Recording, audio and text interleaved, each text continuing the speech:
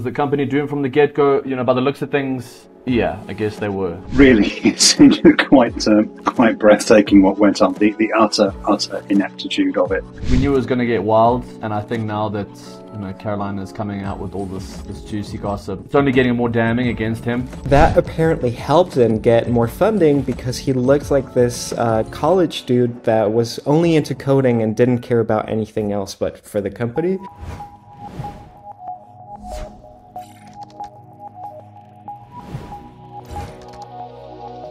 Welcome to Chain Chatter, where we dish the digital dirt and spill the crypto tea of the week.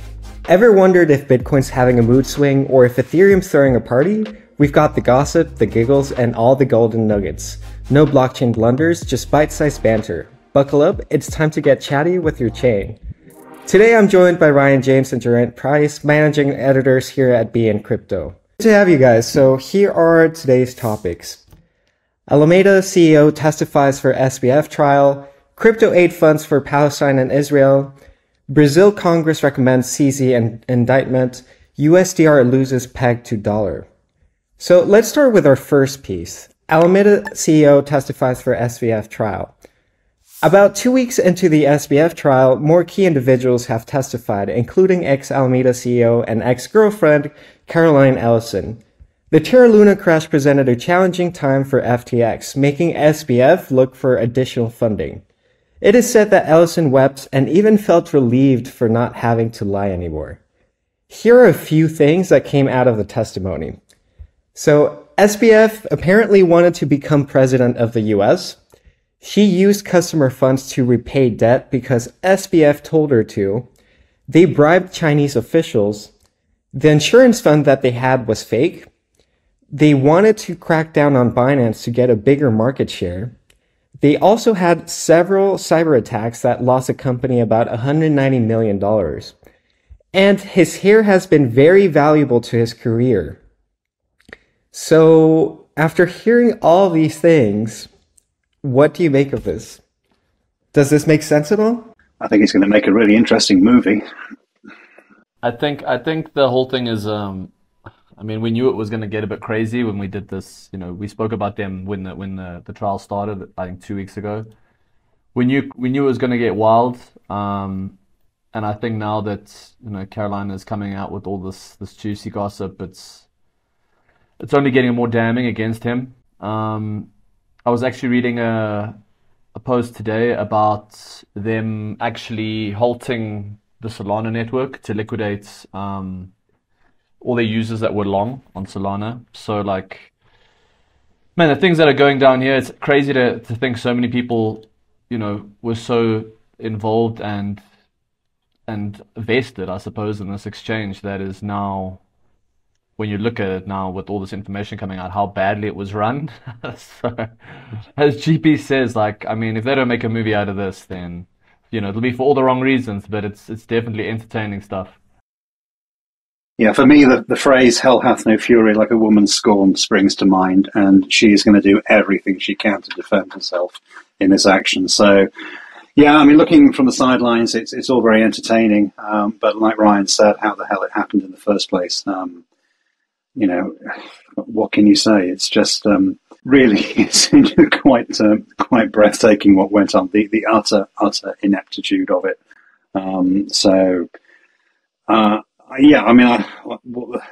What will be the outcome? Well, I think we can all guess, but just how bad it will be for him, I don't know. Yeah, it totally feels like she is throwing him under the bus, spilling so much information. Then there's the I did it because he told me to argument, which is not very convincing, Not when you're the CEO of a business, no. Exactly.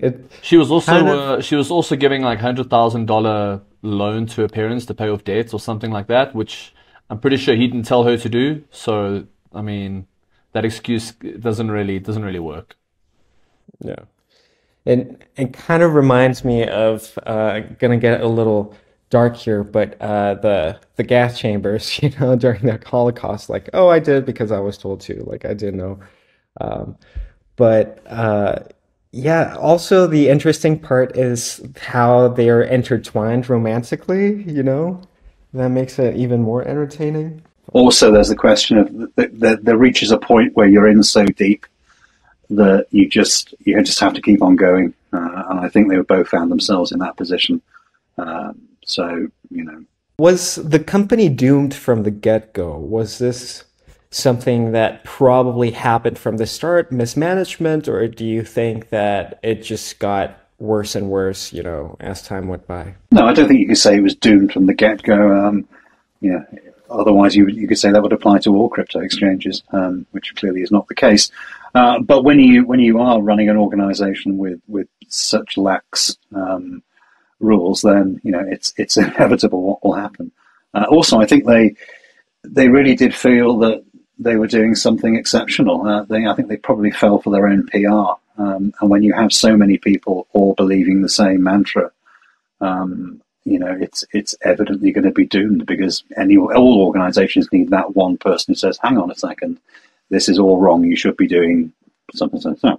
But when everybody is all singing from the same hymn sheet, then it's almost inevitable that what happened. Yeah, to back that up, I think they had a really good thing going.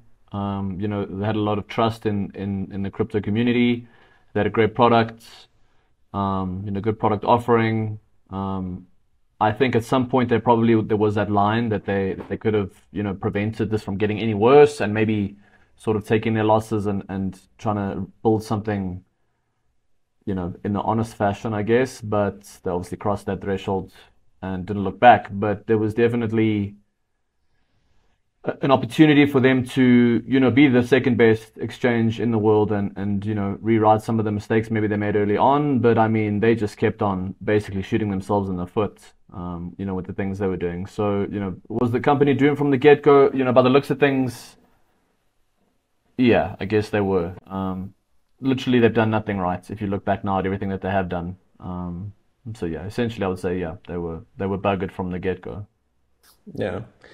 Another ironic thing that I find is how SBF wanted to get more market share by damaging Binance a little bit. When Binance was the one supposedly to save FTX at some point. Well, So I think that there's more to that story. I think CZ kind of had an idea of what was going on eventually. Not to the extent that we know now, but there was that point where he was going to bail them out. And obviously there's a lot of street cred to CZ, 'cause he's always out talking about what's going on. Funds are moving, if things are happening, he's always the first one to speak out about it. And I think he got to a point where he knew that something wasn't right. And he did essentially throw FTX under the bus. When the bank run essentially started on the exchange, it was all based on them selling their entire FTT, the FTX token. The entire allocation they had, I think, was like two billion, or I don't know what it was. It was a large amount, but I mean, he essentially threw them under the bus. But I mean, looking back now, you could see what was going on behind the scenes. There was obviously this whole grand plan to take Binance down, which I think would have done more damage had that happened, than the other way around. So, yeah, pretty crazy actually. it is crazy. It's really hard to keep up. One of the other things that really struck me was how personal image is super important.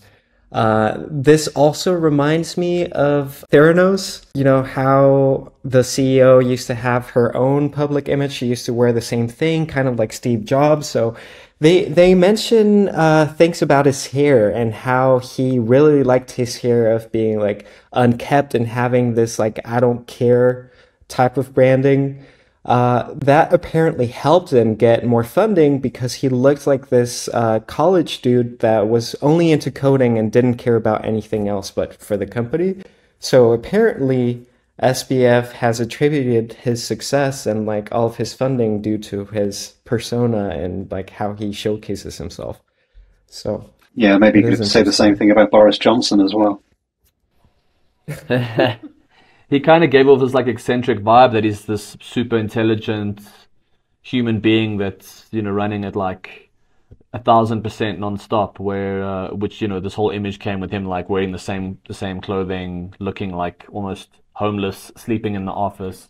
Meanwhile, it was so far from the truth really that and it clearly worked, which is weird. Maybe we all need to start acting like he acts in terms to run a successful business is a bit scary. But anyways, yeah. Yeah. I just go back to my previous point, which is you fall for your own PR, and they clearly did. Having a I don't care attitude and like image will only work for guys and not for girls. But that's just a hunch. So could all these things have been avoided? Or rather, I would like to say, does this precedent help build better exchanges in the future? I mean, I don't know. It's a tough one to say. I mean, look, they operated for what, like 2 years, or might have even been longer. Does anybody learn from this? I don't know. Go ask anybody that's been rug pulled on a cryptocurrency project if they've learned anything from that. Majority of them, or even us, myself included, would say yes, we have, but we'll still go and ape into some shitcoin and lose our money. So I don't think so, personally. Hard to tell. Okay, so the next one is crypto aid funds for Palestine and Israel. As we know, the Middle East has been going through a very tense time at the moment, and humanitarian efforts have been set up to receive money for the victims of Israel and Palestine. Many collectives are accepting different kinds of cryptocurrencies. They are also issuing warnings against phishing attacks. What are your initial reactions towards these efforts of like humanitarian crypto? Is it a good thing, a bad thing? Does it work? Well, I think it worked. It worked quite well for Ukraine for a while, didn't it? So it's got to be something worth trying. Yeah, I'd back that up by saying probably. I mean, like if I wanted to donate to this cause, it's going to be easier for me to send Bitcoin or Ethereum than it is for me trying to do a bank wire to Palestine, for example. I wouldn't know how to send the money there. It would probably get flagged for, possible shady activity or something like that in my country. So, yeah, I think it's probably a good thing. It's just cashing it out into fiat currency. I don't know how that'll be done, or if that's even possible within, Palestine. Since it's basically being, bombed to the ground. So I think, as Geraint says, it worked for Ukraine. So I definitely think there's benefits to it. I think if people want it badly enough, there'll be a workaround. But what that workaround is, I don't know. Yeah, I think I do see like the good thing about it, that you can send crypto and like in just a matter of seconds it's there. You don't have to wait for like 4 business days to receive the money. But once you're like in the battlefield, or once you are like in a place where the internet is a little glitchy, or like there's no power, like is this an actual good use case? Like sometimes I've heard, especially with Ukraine, like great, we have the crypto, but how do we make use of it? How do we buy medical supplies or whatever? We need fiat. So that also takes some time. And where do you get the cash? Even if you have the crypto on your account, like, does it matter? Do you think this is also a problem, or there's a way out? Well, I guess that would have to involve a local exchange having some kind of arrangement with an old school bank. I mean, like I said, these are all doable things if people are willing to let them happen. I'm not that familiar with the Israeli-Palestine banking system, but there must be some way of doing it if people want it. Look, like Geraint says, if Ukraine can do it, I'm pretty sure any country in the world can do it. If a non-profit, for example, is setting something like this up, they're not in the war zone per se. They're on the outside, whether they're in Egypt or outside of Gaza or wherever they are. They will be able to move those funds around. They're the kind of companies that get donations all the time, so they would be able to cash that out, maybe even purchase supplies or electricity or water, whatever it is, directly with the crypto and get that shipped in, kind of thing. So I definitely think, in terms of donations for humanitarian efforts being a thing, yes, I think it is a thing, and we'll probably see more of it moving forward. But then again, also there's the other side of it where it funds terrorism, and all the things that we don't want it to fund. So there's a plus side and a downside, I suppose. I mean, if terrorists can cash out cryptocurrencies, there's no reason why humanitarian organizations can't. Does it make sense to donate crypto when some currencies are more on the low end? And probably stable coins are a good bet to just send. But as we are going to see in a bit, stable coins sometimes are not that stable. With so many fluctuations, does it make sense to send crypto? Look, a donation is a donation, right? So if you're sending $10 and it fluctuates to, $5, the point is they're still getting something. So I suppose most people, when they're donating or paying in terms of something like this, it's going to be, a backed stable coin like Tether, the USDC. It's not going to be some random stable coin that's got like zero trading volume or liquidity. So that generally, in my experience, has always been the case. Obviously, some people will probably send over some old coins like Shiba Inu or something like that. But unless unless they're receiving a lot of that, they probably won't even cash that out. So I don't think that's really an issue. Generally, people will donate something very common like Ethereum, Tether, and whatever's available on multiple blockchains. So stable coins, the top 5 stable coins are generally the most common. So if you would like to check out some of the aid programs currently in place, click our links in the description. The next one is Brazil Congress recommends CZ for indictments. A committee in Brazil has accused Binance of being a platform for a fraudulent pyramid scheme while alleging that its CEO, CZ, had illicit intentions when establishing multiple companies in the region. So this is not the first time we've heard accusations like these before. Is it just contagion of some sort of different countries being like, oh yeah, we should check into Binance a little more? Or is this an actual thing brewing? I think if you raise your head above the parapet, as Ryan said earlier, CZ has always been forthcoming and vocal about many things. So if you're involved in a cryptocurrency exchange, which is in the bad books of a lot of governments and organizations around the world at the moment, if you are going to start raising your head above the parapet, then ultimately you're going to get shot at.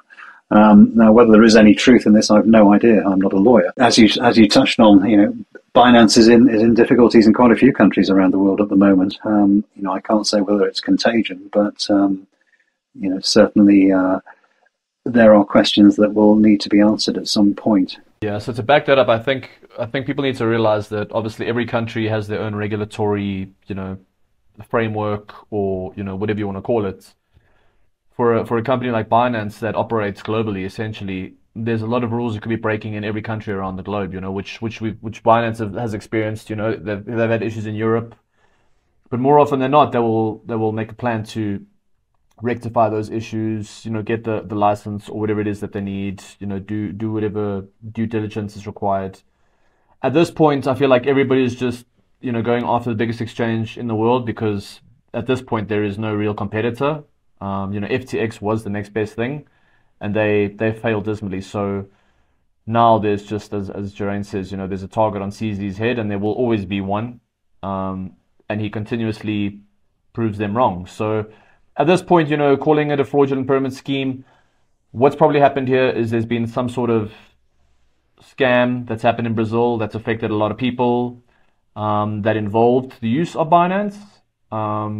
But I wouldn't know, I don't have any details about that, but that's probably what's happened. And now they've sort of pinned that on the CEO for not doing his due diligence, money laundering or fraud or whatever it is. So I feel like it's not contagion. I feel like it's just, CZ being the target of, whatever issue Brazil has with crypto, which, wouldn't surprise me if it's just a generic issue that they have with crypto regulations and, the use of it in the country. And it's probably the heat of being the largest exchange in the world. So makes sense for them to have a lot of tension everywhere. Great. So the last one, USDR loses peg to dollar. Another stablecoin has lost its peg to the US dollar, losing about half of its value. It's backed by real estate and a diverse portfolio of crypto. The depeg happened once one of the stablecoins was removed as collateral, making 60% of its backing dependent on real estate, which is not liquid assets. This has led to a lot of people selling the token like crazy. Are stablecoins still a new concept that needs more revisiting? Or this is not the first time we've heard about a depeg? The thing about stablecoins is they're stable until they're not, right? And then it's, then we have huge issues. USDR, to be honest with you, I only heard about it today. I'd never heard about it before today. I believe what happened was the DAI treasury that they had was all cashed out. So essentially they ran out of liquidity, or the liquidity was pulled through people cashing in and essentially ran out of funds. So this kind of like stablecoin is a new concept, I guess. It's not a stablecoin that's sort of asserted itself. It's not a stablecoin that has proved, its longevity. Unfortunately, a lot of investors lost money on this trying to cash out, panic selling. There was a guy today, actually, I think we covered a story, or we were going to cover a story about somebody that had $130,000 in this stablecoin. They rushed to cash it out, and they got 0.0011 USDC. So pretty scary stuff. Yeah. So pretty scary stuff. But I mean, like I said, if you want to play silly games, win stupid prizes. This stablecoin has not really proved itself. It's a very small stablecoin in the grand scheme of things. I mean, currently it's not even ranked in the top 400 cryptocurrencies, so it's not like it's one of the top 10 or top 5 even that are that have market caps of in the billions. This stablecoin has a market cap of, I think it's under $40 million, which is not huge at all. The circulating supply of 45 million tokens. So it's a very small stablecoin in the grand scheme of things. But yeah, it does then bring up the issue of regulation and are stablecoins something that will be adopted in the future? Can a stablecoin depeg? Sure, they can if they're small. But if the US dollar, for example, had a stablecoin that was linked to the US dollar, backed by the Treasury and the Fed, then that wouldn't depeg. I mean, there's no reason why that would depeg with the balance sheet that they have. You know what I mean? So I feel like it's not a new concept. There's just a lot of companies trying this concept that keep getting it wrong. Same thing we saw with UST, Terra Luna stablecoin last year. Same thing. Depegged. There was a huge bank run. They couldn't hold collateral or cover collateral. It nuked and basically ruined everybody that was holding it. And that stablecoin was actually a lot bigger than this one. A lot bigger. It's a very funny market to be playing in. You kind of have to have huge liquidity to get into a stablecoin and make sure that it's backed by huge liquidity. Saying it's backed by real estate is all fun and games until this happens. Or that then it just goes to zero. I think it's one of the things if you want to be a pioneer in any way, then these are the risks that you have to take. Some will make it, some won't. And lastly, any thoughts on what the US is trying to do to regulate stablecoins, which they're kind of wanting to have cash or treasury bills as collateral, as the only options of collateral. Is this a good solution to regulate the space? To be honest with you, the states are so behind on crypto regulation that I don't actually know what they're trying to do. With stablecoins especially, they're so far behind the idea of releasing one that it's irrelevant at this point. I feel like we'll keep an eye on China and see what they do. I know their stablecoin's getting quite a lot of backing now. It's actually being used, within the country, and it's working. The US, I don't know what they're doing. They're all talk, but then it's the SEC doesn't want to do this, doesn't want to do that. So at this point, they will be regulated for sure. You kind of need to look moving forward. Like everything's digital. Why carry around a $10 bill when you can carry around $10, on the blockchain and just tap and pay and have the transaction done immediately? Kind of like Apple Pay, I guess. Just using blockchain technology is kind of what I would expect. But with the US, I don't think they're in a hurry to get anything sort of regulated in terms of the stablecoin market. So I'm not holding my breath, to be honest. So it's kind of like your position of Ripple CEO of like, don't pay attention to the US. They're just so far behind. Just pay attention to other countries that are more innovative.